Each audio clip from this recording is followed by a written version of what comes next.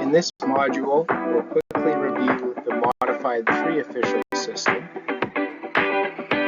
This lesson will cover the basic notes of the modified system, responsibilities of the officials, and face-off locations and positioning. This section focuses on the modified 3-official system. The purpose of the modified 3-official system is to provide better ice coverage for penalty selection and player safety. With this system, the referees will regularly switch focus from referee duties to linesperson duties. They must be focused on icings and offsides, as well as penalties and goals. The referee in the neutral zone will conduct a line change procedure, and both are responsible for communication with players and coaches. In the modified 3-official system, either referee can call penalties anywhere on the ice. There should be no competition between the two officials to assess or not assess penalties. Being consistent in all actions, procedures, and standard is key to a successful game.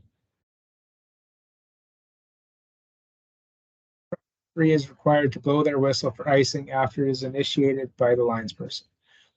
Once the puck crosses the goal line for icing, the referee will make the call and retrieve the puck and skate it back to the linesperson for the faceoff. Even though there are two referees on the ice, linespersons should be included in discussions regarding injuries, pucks out of play, based on other sight lines. If both referees have a delayed penalty signal, they must communicate with each other as to whom they are calling and for what infraction. If both have the same infraction, the official in the end zone should perform the procedure. If there are two different infractions, the low official will make both penalty signals and report both penalties, while the other official watches the players and benches and prepares for the line change procedure. When there are multiple penalties to be assessed on any play, the two referees should consult with each other to ensure all appropriate penalties are assessed. Gathering situations and fight situations, the trailing referee will act as a second linesperson to break up the situation where the lead referee will watch for infractions and position themselves to view the benches. Once the play is in the end zone, the linesperson will be required to get to the line and cover for that line for all possible offside situations.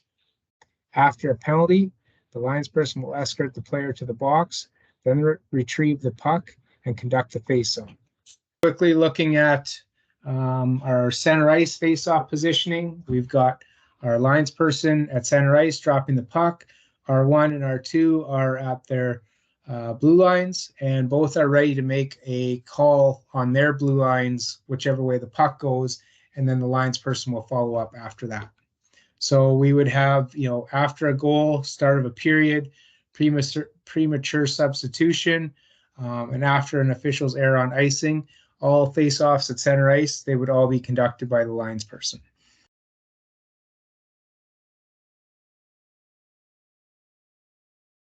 Modified 3-official system for end zone face-offs. So again, you can see the linesperson dropping the puck in the end zone.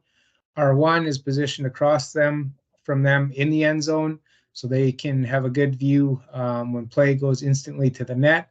R2 will be positioned outside the blue line, opposite side of where the face-off is, and they'll be watching for backside encroachment and doing linesperson duties, watching the blue line as play goes back that way. Once the puck is dropped and the linesperson leaves the zone and makes it clear that they've got that line covered, then R2 can switch behind the play over to the same side of the ice as the linesperson, so they're not on the same side as the referee. We've got different sight lines, but we don't want to release that blue line until we get communication from the linesperson. And then if, in an example, if the play is going to the other end, R2's end, they may need to stay on that side of the ice, and R1 would follow up the play and switch over to the other side of the ice, so we don't have two officials on that side of the ice. Neutral zone face-off positioning. So again, linesperson dropping the puck. R1 and R2 are across from them. R2 would be the one looking after the blue line. R1 is anticipating play going into the attacking zone. And again, once clear to do so and the linesperson has returned to their position, then one of the referees would switch over to the other side of the ice. That wraps up the module on modified 3 official system.